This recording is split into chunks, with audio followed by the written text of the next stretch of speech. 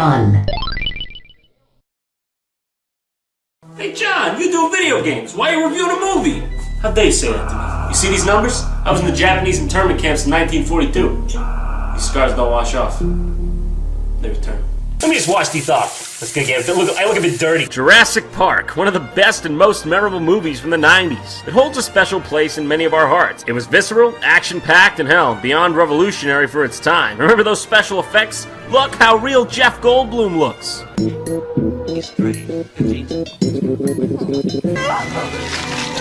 We all saw a little part of ourselves in the characters on screen. We liked them, we got to know them along the way, we identified with their troubles and quirks, and we really felt ourselves in their shoes when things started to go haywire. I mean, hey, what would you do if you saw a big dinosaur and you had to hide? Probably shine lights at it and scream! Throughout the movie, we felt scared, elated, thrilled, and even heartwarmed. Is that a word? I felt it. Really, it did all the things a good movie should do, and it stuck with us all as a monument in filmmaking and as a part of pop culture. I mean, how many people do you know that haven't seen it? And then, after 4 years of anticipation, a sequel thrust forth from the loins of Steven Spielberg's mind. Jurassic Park, The Lost World. It was a promise of adventure, mystery, thrills, and Jeff Goldblum! Couldn't fail! In fact, this son of a bitch made over $618 million at the international box office, so it didn't fail. Technically. But do you really scale failure and success by hundreds of millions? Yes, yep, yeah. With that much money, you could finance Jurassic Park 3! Oh no! So did it live up? Was it an experience to die for? Should I sell all my dolls and put the money in my space stocks? You know when you see a train coming from a couple thousand yards away? And you see a couple had a picnic on the tracks. And you're just out of earshot, so you can't warn them. And they're both deaf and blind. And they can't feel rumbling. Yeah, it's a bit like that.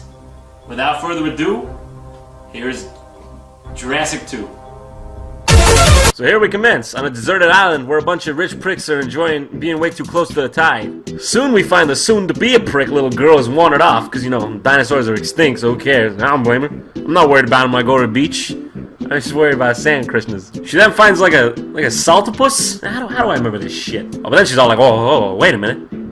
I don't think these are turtles at all. And then they proceed to nip her to death off screen as we're met with possibly the best shot in all of cinema.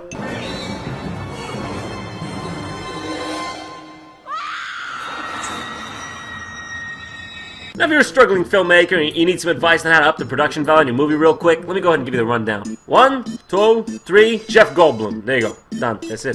You can go. You can go down the street today. We now find that things are picking up 4 years after the incident in the first movie. We're met once again with scientist John Hammond as he's laying in an intensive care unit in his house because he still wanted money, but he didn't want to be in more than 3 minutes of this shitty movie. We learned that public disbelief of the events that occurred in the first movie destroyed the academic reputations of the main characters, and that there is in fact a Site B, or second island of dinosaurs, where the dinosaurs were hatched and nurtured before being moved to the main island. Hey, I smell money, do you? Hammond reveals to Goldblum that he's got to follow this sneaky-ass, snaky-ass character to the island and stop him from exploiting his dinosaur residence for money or something. You see, he wants the second island to be kept as a nature preserve. And then Goldblum's like, hey, hold on a second. You want me to go back to an island of dinosaurs? Have you seen Jurassic Park? So Goldblum does what any person without severe brain trauma would do and says, hey, nah, that's okay. You deal with that yourself. And then Hammond proceeds to go, hey, come here for a second.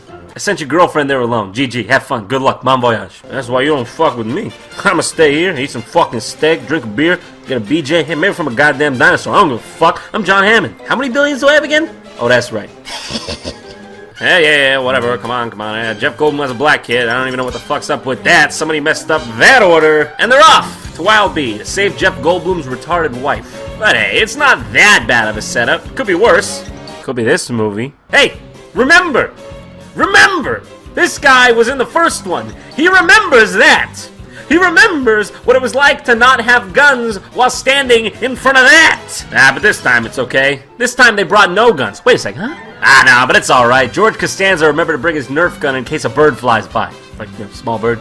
Pigeon about. Like, seriously? Alright, a movie has to have believability to maintain its credibility. The only reason they were so defenseless in the first one is because they didn't expect anything to go wrong on the island. It was supposed to be a theme park safe for thousands of children to visit on a daily basis. Do you bring a bazooka to the zoo? I do, is that bad? They're headed straight for an island of wild dinosaurs roaming around with lightsabers and shit, and they barely brought anything to protect themselves. That's fine. No, I don't care. It ain't my ass. It's Jeff's and George's.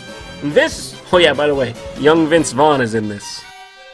So next up, they find Jeff Goldblum's wife fucking around with dinosaurs, like really big, dangerous dinosaurs. Then when a Stegosaurus comes out from behind her, actually, excuse me a moment, but how did she not, see this? How did she not see a fucking giant Stegosaurus? So instead of running away from it, she promptly runs towards more Stegosauri. And Jeff Goldblum's like, shoot it! And everyone's like, yeah! And George Costanza's like, just protecting that baby. Good, yeah, okay. Might as well throw away your Nerf gun, bro, because why the hell you bring it if you ain't gonna use it? But hey, at least the characters in the scene are believable. I mean, look how much Jeff Goldblum wants to save his wife. So am I. So am I. So then they proceed to stand there doing absolutely nothing while the girl dodges tails and lasers and shit. Look how bad she wants to get away from those dinosaurs, but hey, not so badly that she can't do a dance first. Man, she sure looks like she actually thinks she's about to die from Stegosauruses. Hey, you just gotta turn around and run. You don't have to keep on looking at him like that and dancing. The beginning scenes of this movie were at least somewhat promising, but it was at this point I knew perhaps we weren't going to get what we came to see. Even as a kid I knew. I couldn't philosophize about it and pinpoint the exact reasons, but I knew. I could feel it. I mean, it's not hard to feel a drill being slowly punctured into your skull. But luckily movies can't do that to you. It's just a movie about dinosaurs. I'm just saying, it's not hard to feel that, So then, like, a group of raiders come to the island and start being a dick to dinosaurs for no real reason. Hey guys, guess what? Guess who's the villain? I bet you never guess. So now we got two groups on the island. The marauding invaders seeking profit from capturing the dinosaurs and rebuilding Jurassic Park with a group of investors, and Jeff Goldblum and co. Without guns, or helicopters, or anything. I think actually they brought a big target, so they could put on their faces. So then Jeff Goldblum's group goes and frees all the dinosaurs from the camp for some reason, like friggin' Sam Fisher? Is there any reason they couldn't, call international police or something? But just not be retarded and keep making decisions like a bunch of 5-year-olds with a bad case ate too many Snickers bars for breakfast? It's okay, they stop making bad decisions eventually. Like, look, see? They just took a wounded baby T-Rex that's calling out to its mom into their camper. That was a good idea. Oh, no. Hey, I'm starting to think this wasn't a good idea at all. And in a twisted turn of fate, even after they give the baby T-Rex back to its parents, they come back and are all like, lol, JK! And they proceed to devour one of the only likable characters in the goddamn movie and try to kill the others. Hey, I don't blame them. I guess these here dinosaurs were just trying to weed those idiots out of the evolutionary pool. So then this guy goes off and dies to, like, fucking more, like, saltipusses. What? No! No, I am not letting this slide. How does a guy die to these? You can literally break all their necks one by one before they were able to kill you. How? This is akin to dying of pigeons. Not to mention, the only reason this guy died is because he wandered off from his camp into an island of wild dinosaurs. No, I don't feel sympathy for any of these characters, nor do I care for their survival, because they're all idiots. They're causing their own death through sheer idiocy or carelessness. Hey, coming back to the evolution thing for a second. Since this is a movie about dinosaurs, which are definitely a point of interest for evolutionary science, is this perhaps an allegory representing the theory of Darwinism? Showing how a species evolves based on having its members who are less fit to survive or more sickly die off, and leaving room for the genes of the stronger members to survive and live on? Did I just blow my fucking mind? Okay, never mind. I take it all back. This movie is in fact a work of pure genius. Many congratulations, Steven. You really did it. You pulled a fast one on us, and you thought we wouldn't figure it out. So, we're low on our T-Rex quota. Okay, there we go. There it is. Poking his head into the tent. Fucking shit up. Can I leave now?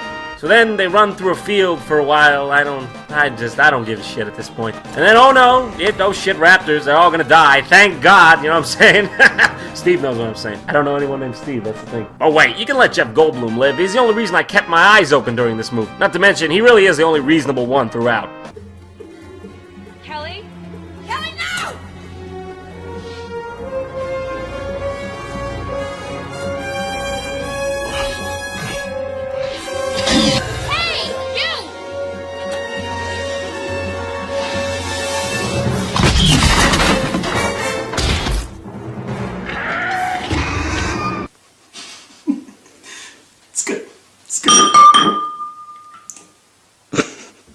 The fuck is the...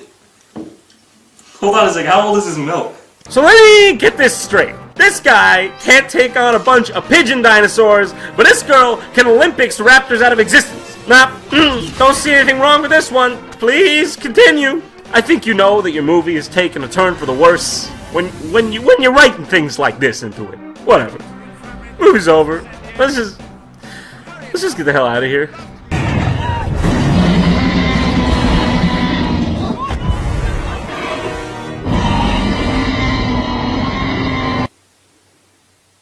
Okay, that's pretty awesome. Yeah, okay, I admit it. This part is definitely pretty cool, and it's got some great appeal. But at its core, it's literally nothing more than an excuse to have a T-Rex walking around suburban Los Angeles. But honestly, it feels pretty fresh. It feels new. It feels right. This is what the whole movie should have been. Something new. Not something old, but worse. I mean, isn't this what the blockbuster cinematic experience is all about? Experiencing something exciting and surprising. Hey, look at this awesome shot right here.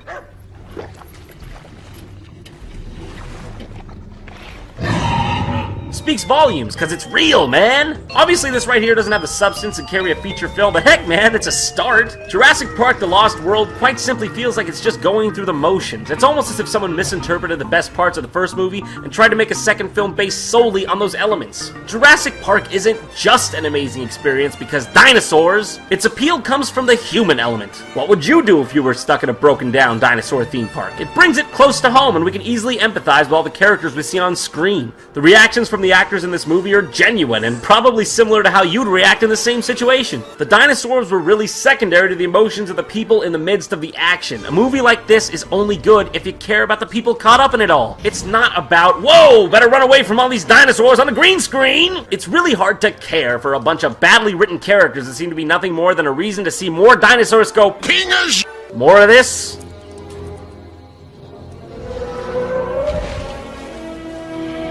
Less of this. More of this. Less of this. How about some of this? Oh, Jeff, you're not looking so good. Hey, Jacques, so I heard birds are a descendant of dinosaurs. So that makes you kind of a dinosaur. What do you think of this movie?